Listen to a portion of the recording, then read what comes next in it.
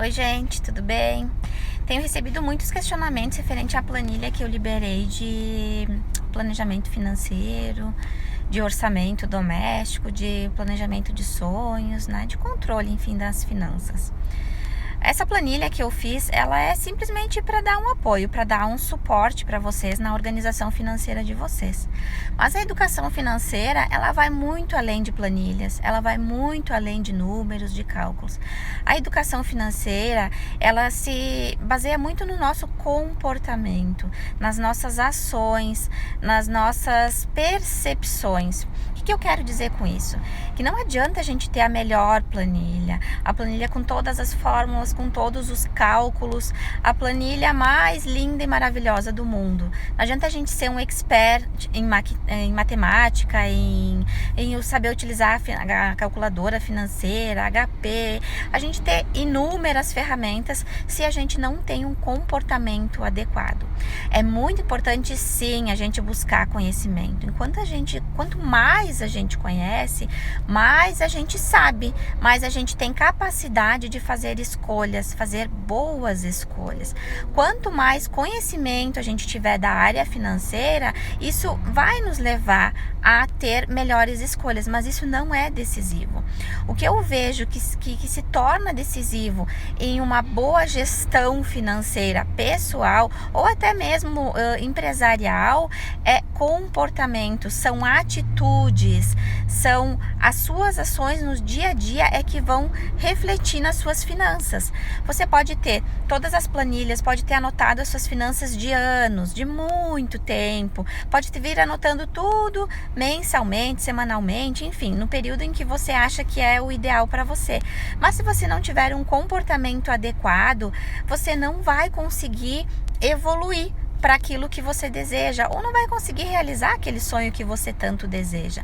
Os nossos comportamentos financeiros, eles costumam já estar um pouco enraizados em nós. Eles vêm da nossa família, já traz da nossa bagagem, lá desde criança, quando você ouvia falar sobre dinheiro, o que você ouvia falar sobre dinheiro? O que seus pais te falavam? O que seus professores, seus amigos, seus tios, na escola, como é que era visto o dinheiro? Como é que era apresentado para você? Como é que era na hora de pagar as contas? Chegava as contas no final do mês, seus pais reclamavam, pagavam bem, faltava dinheiro, havia discussão em casa por falta de dinheiro, ou havia cobrança, ou culpa, ou julgamento. Tudo isso vai entrando no nosso inconsciente, vai se enraizando na nossa forma de agir. E sem se perceber, a gente acaba repetindo esses padrões, a gente acaba fazendo as mesmas coisas que as pessoas próximas a nós faziam em relação ao dinheiro, a gente acaba repetindo esses padrões. Mesmo que a gente não queira, mesmo que seja inconsciente, isso muitas vezes está muito forte, muito enraizado. Então, por isso que é importante você se auto-perceber, se autoconhecer, saber qual que é o seu padrão. Você tem um padrão de consumo muito forte? Você compra por impulso? Ou talvez você consome para suprir alguma carência? Isso é muito, muito importante. Eu diria que é o fundamental na educação financeira. É você se conhecer, você se auto-perceber, saber qual que é o seu comportamento em relação ao dinheiro. Eu vejo pessoas assim que ganham muito bem, ganham, 15 mil por mês e chegam ao final do mês e não tem dinheiro às vezes para sair passear, para ir jantar fora, para fazer algo que seja prazeroso. Não é o quanto ela ganha bem, relativamente bem, comparando com a média do salário, né, que a gente recebe, assim, que eu vejo de padrão, mas ela não tem uma organização. Ela, por mais que tente, que ela tenha a planilha, que ela tenha todos esses controles, ela não consegue manter a organização financeira. Então vai muito além de planilha, de cálculos, de matemática, vai lá no fundo, lá no comportamento, em como ela está agindo. Então, por mais que ela tenha esse conhecimento, ela não consegue pôr em prática. Chega ao fim do mês, ela não tem dinheiro, ela acaba ficando sem dinheiro.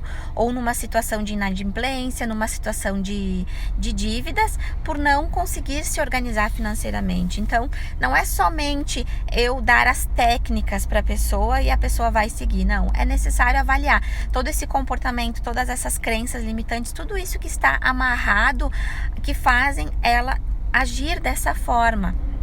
Essas pessoas que ganham muito e acabam não sobrando, se ela ganhar mais, ela vai continuar não sobrando, vai continuar vivendo naquele padrão. Então, se ela ganhava 1.000 e gastava 1.100, quando ela ganhar 10.000, ela vai gastar 11.000, porque esse é um padrão que está sendo repetido ao longo do tempo. Ela não consegue se liberar desses padrões, ela não consegue se liberar dessas crenças limitantes. Então, para ela, não é uma planilha que vai fazer a diferença, e sim todo um trabalho de análise de comportamento, de crenças limitantes que estão enraizados e que aos poucos ela vai se permitindo liberar, se permitindo agir diferente, e aí isso vai refletindo nas finanças, vai refletindo em toda a vida, porque as finanças, quando elas não estão bem organizadas, quando elas estão sendo um problema para a pessoa, ela acaba refletindo no todo, em todo o comportamento dela. Reflete na família, que ela começa a não ter mais paciência com a família, porque ela está muito preocupada com as contas a pagar. Ela começa brigar com a família porque ela quer economizar e não consegue colocar isso de uma forma sutil. Então, as finanças, elas se tornam muitas vezes o motivo de brigas, de desavenças até na família, ou de um baixo rendimento no trabalho. Uma pessoa, um funcionário que ele está muito preocupado em pagar as contas, ele talvez não consiga se dedicar de uma forma eficiente no trabalho, ou ele acaba tendo alguma desavença com o colega, porque aquilo está à flor da pele, e isso vai refletir na produtividade dele, consequentemente vai refletir no seu trabalho. Então, a pessoa já não consegue manter aquele equilíbrio para levar toda a sua vida de uma forma harmônica, e também vai interferir diretamente na sua autoestima, no seu sentido de valor, porque quando a gente não tem dinheiro para para manter aquilo que nós entendemos como necessidades básicas, que vai além de se alimentar, de dormir, né? Vai aquilo que você considera como importante para você, aquilo que o dinheiro pode te proporcionar. Então, quando você não consegue ter o dinheiro para satisfazer essas suas necessidades básicas, isso vai te gerando uma autoestima, um baixo valor, e vai afetando toda a sua relação. O dinheiro, ele não é quem que vai trazer a felicidade, mas ele vai te trazer muitas oportunidades. Ele vai sim ser um gerador de oportunidades, e essas oportunidades é que vão trazer a sua felicidade. Mas o que é oportunidade, o que é valor para mim, pode não ser para você. Por isso é extremamente importante o autoconhecimento, a autopercepção, quando a gente fala de educação financeira. Se você se conhece, se você tem muito claro o que é importante na sua vida, o que gera valor na sua vida, você vai conseguir fazer com que o dinheiro trabalhe para o seu valor, para o seu propósito. E aliado a isso, conhecer as suas crenças, os seus padrões, o que você vem repetindo da sua família, o que você vem repetindo da sua comunidade, seja da cidade, do local onde você mora, da cidade, do país. Cada local em que a gente vive ou que a gente se encontra possui uma característica, uma crença, um padrão.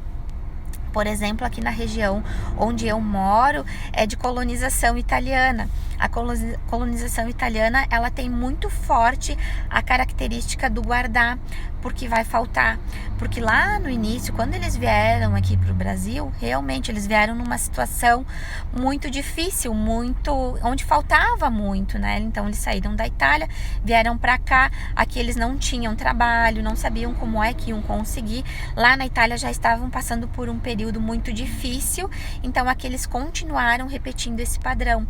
É uma região sim muito próspera no sentido de ter muito, né? Aqui as pessoas querem ter casa, carro, querem ter bens materiais, querem ter patrimônios, mas ao mesmo tempo se tem uma cultura de não aproveitar muito, porque não se sabe se vai ter para amanhã. Então não tem essa cultura, não tem uma educação financeira. Essa cultura ela acaba atrapalhando um pouquinho, né, na questão de as pessoas viverem, das pessoas se organizarem, de fazerem um planejamento, vamos dizer, uma previdência, não a previdência no sentido de aposentadoria, de previdência social, mas de ter uma aposentadoria, de se programar para ter rendas no futuro, para ter essa garantia. É focado muito mais na falta, na escassez. Então isso sim interfere no comportamento aqui dessa região onde eu vivo, onde as pessoas elas são muito econômicas. As pessoas de colonização bem italiana mesmo, né? Que a gente tem aqui bem de várias regiões, né? Então tem italianos, tem alemão, tem brasileiros, natos aqui, índios. Eu sou descendente de índio, né? Então eu tenho uma cultura já um pouco diferente. Então isso vem vindo enraizado na pessoa de uma forma inconsciente, ela vai repetindo aquele padrão, vai repetindo e vai achando que aquele é o modelo certo de viver, sem perceber, sem se dar conta de que existem outros padrões que podem ser adotados, de que existem outras mentalidades.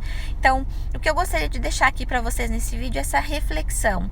O que você está repetindo hoje do comportamento da sua família, da sua região, do local em que você vive? Que comportamento financeiro você está repetindo? Que comportamento financeiro que você quer mudar para que a sua situação financeira mude?